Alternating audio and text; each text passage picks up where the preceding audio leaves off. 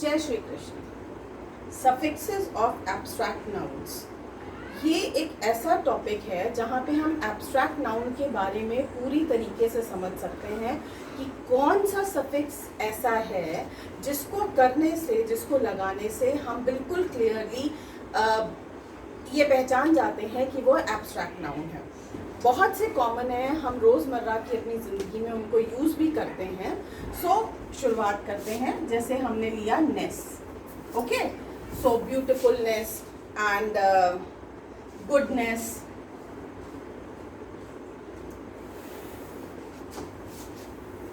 Largeness. हम किस चीज से पहचान रहे हैं? नेस, जो कि एक सफिक्स है, हम उससे पहचान रहे हैं कि वो एक एब्स्ट्रैक्ट नाउन है। एब्स्ट्रैक्ट नाउन क्या होता है? जिसकी जो हम सिर्फ फील कर सकते हैं, हम उसको तौल नहीं सकते, हम उसको टच नहीं कर सकते, सिर्फ फील कर सकते हैं। And baseness, happiness, many are there and it's quite common, but many are places, कई जगह पे उसकी स्पेलिंग चेंज होती है। एंड जब तक हमें, अगर देखिए सफिक्स अगर हमें पता है तो इसका फॉर्मेशन कैसे, जैसे प्रीफिक्स है, प्रीफिक्स हमने लगाया, अन लगाया, डिस लगाया, तो वो तो दूसरा चैप्टर हो गया। हर चैप्टर कहीं ना कहीं किसी चीज़ से कनेक्टेड होता है, तो इसीलिए वो बातें आ जाती हैं। अब जैसे प्रीफिक्स है, अन, डिस, अंडर, ये हैं, तो उनके भी अपने पर्टिकुलर मीनिंग होते हैं। वो किसी वर्ड में जब लगते हैं तो उसका मीनिंग चेंज होता है। और फिर आते हैं रूट वर्ड, फिर आता है सफिक्स। तो सफिक्स हम लगाते हैं एंड में लगाते हैं, तो वो हम पार्ट ऑफ स्पीच से रिलेट करके लगाते हैं। तो अब जैसे इस समय एब्स्ट्रैक्ट नाउन पढ़ना है तो उसके पढ़ना नहीं, तो फिर जैसे ISH लग गया, बॉय, बॉयिश, तो वो एडजेक्टिव बन जाता है, तो हम क्वालिटी की बात कर रहे होते हैं। तो अब जैसे ये नेस की बात की, अब आते हैं हम उस पे शिप पे। बहुत से वर्ड्स में लगा होता है, जैसे फ्रेंडशिप, लीडरशिप। हम ये कैसे पहचान रहे हैं कि ये एब्स्ट्रैक्ट नाउन है?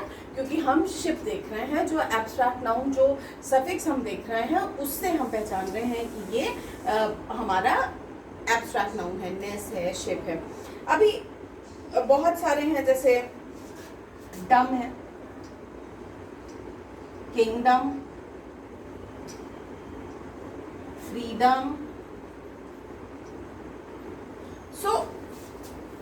और एंस और इंस, जैसे ANCE और ENCE, ओके। तो इनको जब हम लगाते हैं तो जैसे अपीयरेंस,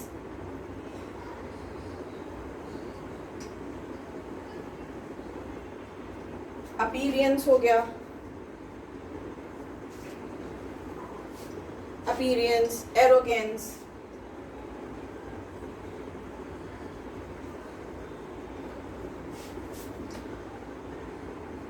और हम सिर्फ जब CE वाला, ENCE वाला, जो absent, absence, absent, absence, patient, patience, present, presence, resist, resistance,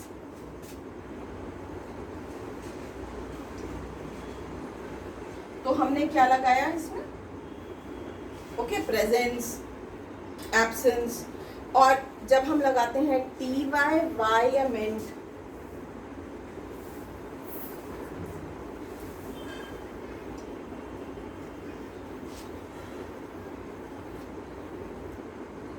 TY है, Y है, या फिर मेंट, डेवलपमेंट, अचीवमेंट। और जैसे गिल्टी, गिल्ट है, guilty.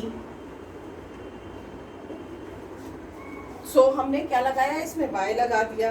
Cruelty, modesty, agreement, judgement.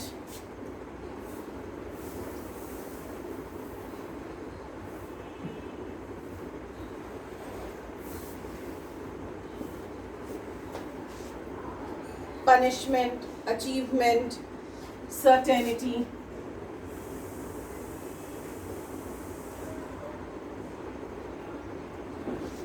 when we use these suffixes, ये सफिक्स लगे नहीं कि हमने वो समझ लिया कि वो एब्स्ट्रैक्ट नाउन है, बट क्या ये ब्लाइंड एक फेथ होगा? हम सेंटेंस के फॉर्मेशन के हिसाब से भी देखते हैं कई बार कौन से पार्ट ऑफ स्पीच में वो वर्क कर रहा है। अब ITY है, इटी है, जैसे एबिलिटी, ह्यूमैनिटी,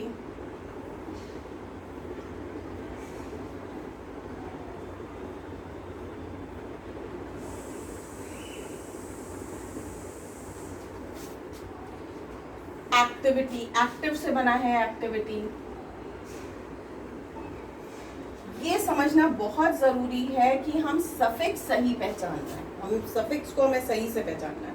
अब जैसे कुछ एक ऐसे वर्ड्स भी होते हैं जो कि आपको पहले भी बता चुके हैं, जस्ट अ रिमाइंडर, कि जैसे लॉन्ग का लेंथ बन गया, वेट, वे का वेट बन गया, डू का डीड बन गया, फ्लाई का फ्लाइट बन गया। सो ये यहाँ पे हम कोई सफिक्स नहीं लगा रहे, वो ऑटोमेटिकली वो वर्ड ही चेंज हो रहा है, वो वर्ड चेंज हो रहा है। अब जैसे हमने लिया have you follow dash of the doctor, advice है, सो यहाँ पे SE की जगह CE हो जाएगा, वो उसका वहाँ पे वर्ड चेंज हो रहा है। अब होमोफोन्स और होमोनिम्स वो अगले चैप्टर में आएगा, ये उसी पे वर्क करता है, होमोफोन्स पे। सो डार्कनेस, अब जैसे एक सेंटेंस लिया,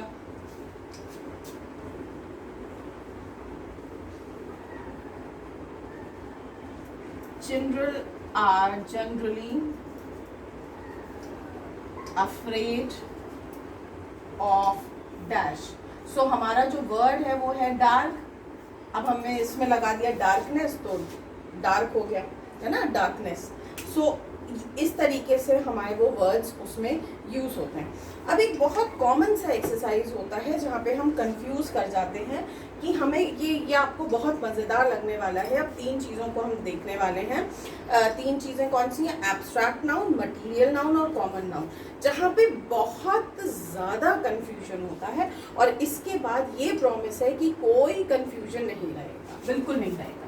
इतना तो समझ में आ गया होगा कि हमारे सफिक्सेस का एक्चुअली वर्ड के चेंज होने में क्या इंपॉर्टेंस होता है। तो एब्स्ट्रैक्ट नाउन आप समझ चुके हैं। मटीरियल नाउन आपको पहले बताया था, just a revision. Material noun पहले तो 3 कॉलम बनाते हैं और अभी देखिएगा बहुत मजा आएगा। एब्स्ट्रैक्ट नाउन, ओके, फिर आया हमारा मटीरियल नाउन और फिर आ गया हमारा कॉमन नाउन। ये बहुत मजेदार लगने वाला है क्योंकि इसी से हमें समझ में आएगा तीनों के बीच का डिफरेंस। मैंने जैसे कई बार कहा है, डेफिनेशन जानने से हम ग्रामर नहीं जानते, एप्लीकेशन से हम ग्रामर जानते हैं। वही एप्लीकेशन ये एक्सरसाइज बताएगी, ठीक है। मटीरियल नाउन, हमने ज्वेलरी पहनी हुई है तो हमने नेक पीस पहना हुआ, नेकलेस पहना हुआ, तो वो तो हमारा हो गया कॉमन नाउन क्योंकि वो नेकलेसेस हो जाएगा। बट जो मटेरियल जिस चीज से बना है, गोल्ड है, सिल्वर है, ब्रॉस है, कॉपर है, ब्रास है, इन सब चीजों को जब हम लेंगे तो वो मटेरियल हो जाएगा। जिस चीज से हम कोई चीज बनाते हैं तो वो हमारा मटेरियल हो जाता है। अब जैसे एक एक वर्ड लेंगे और ये मजेदार होने वाला है। जैसे एक वर्ड लिया behaviour, automatically when I am writing it here it should come to your mind कि हम कहाँ लिखने वाले हैं। बिहेवियर हम कहाँ लिखेंगे, मटीरियल ये है नहीं। कॉमन नाउन बिहेवियर्स और बिहेवियर होता नहीं है तो ऑब्वियसली हम यहाँ पे लिखेंगे, ओके। नेक्स्ट हमारा आता है ब्रास। अब ब्रास हम गले में पहनते नहीं हैं, ब्रासेस होता नहीं है, ये फील करते नहीं है, तो हम मटेरियल पे लिखेंगे। ये बहुत कॉमन सी मिस्टेक है जो लोग करते हैं और इस एक्सरसाइज से काफ़ी हद तक क्लियर भी हो जाएगी। वो डिमेंशंस लेंगे जो कि हमारे डेफिनेशन में आते ही नहीं है, तो क्या वो वहाँ पे फिट होगा? कभी नहीं होगा। दूसरा है चेयर्स। अब ये मटेरियल तो है नहीं, ये ऑलरेडी चीज़ है, तो ये चेयर, ओके। चाइल्डहुड, ना हम उसे चाइल्डहुड्स कर सकते हैं, ना वो कोई धातु है, हम उसे फील करते हैं, तो वो हमारा आ गया चाइल्डहुड, एब्स्ट्रैक्ट नाउन में आ गया। हमने जैसे लिया कॉफी से हम बनाते हैं, तो ये हमारा किस में आएगा? मटीरियल।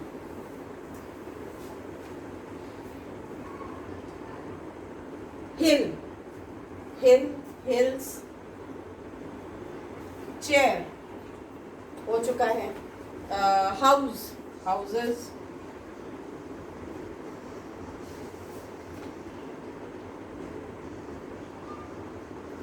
Lake, loyalty. दो वर्ड्स हैं, लेक और लॉयल्टी। लेक, लेक्स, सो। और लॉयल्टी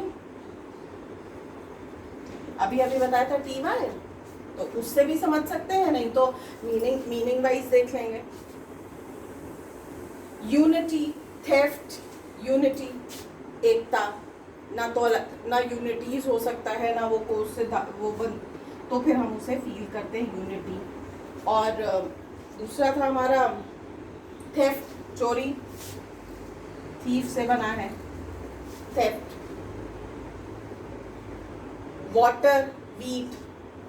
अब वीट और वाटर दोनों किस में आएंगे? ना हम यहाँ ले सकते हैं, ना उसे फील करते हैं, दोनों यहाँ आएंगे मटीरियल में।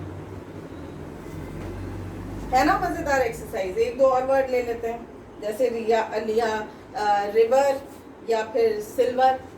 सिल्वर लिया तो वो तो मटेरियल में आ जाएगा, और रिवर लिया तो वो कॉमन उसमें आ जाएगा। जैसे हम कोई चीज को जब हम मेजर कर सकते हैं बट काउंट नहीं कर सकते, तो वो तो हमारा मटेरियल हो गया। कॉमन नाउन जहाँ पे हम सिंगुलर प्लूरल हम नंबर लगा देते हैं, वो कॉमन हो गया। एब्स्ट्रैक्ट नाउन जहाँ पे हम फील करते हैं, जहाँ पे हम सफिक्सेस लगाते हैं, जहाँ पे वर्ड्स को चेंज करते हैं, और उनमें जब हम डिमेंशन करते हैं तो वो आ जाते हैं हमारे इसमें। एक दो और वर्ड ले लेते हैं, जैसे मंथ है। मंथ, मंथ किस में आएगा? ना वो मटीरियल है, तो वो किस में आएगा? मंथ। अब इस एक्सरसाइज से काफ़ी हद तक चीज़ें समझ में आ गई हैं, बट एक जो सेंटेंस में जो यूसेज होता है वो भी समझना हर एक के लिए बहुत ज़रूरी होता है कि आखिर हम सेंटेंस में यूसेज कैसे करेंगे। मेरे ख्याल से मैं जो चाह रही थी समझाना वो मैंने समझा दिया, इन तीनों में डिफरेंस। अब आते हैं सेंटेंस यूसेज पे। सेंटेंस यूसेज की जब बात करें, there is no dash in this office. Okay, so अब हमारा जो वर्ड है वो है वेकेंट। तो इससे क्या बन जाएगा? इससे क्या बनेगा? इससे बनेगा वेकेंसी। ओके, अब one has no dash of parents. One has no dash of parents. Okay? So हमने यहाँ पे वर्ड जो लिया है वो है चूज, तो यहाँ पे क्या हो जाएगा हमारा एब्स्ट्रैक्ट नाउन? क्या हो जाएगा? चॉइस। Sentence usage. देन अगर हम एक वर्ड लें, he is a man of, he is a man of dash, and जो वर्ड हमारा है वो है नो। तो हम किस चीज़ की एब्स्ट्रैक्ट नाउन की बात कर रहे हैं? नॉलेज। मेरे ख्याल से काफ़ी हद तक समझ में आ गया है ये चैप्टर, और I am able to justify to what I am saying. Radhe Radhe.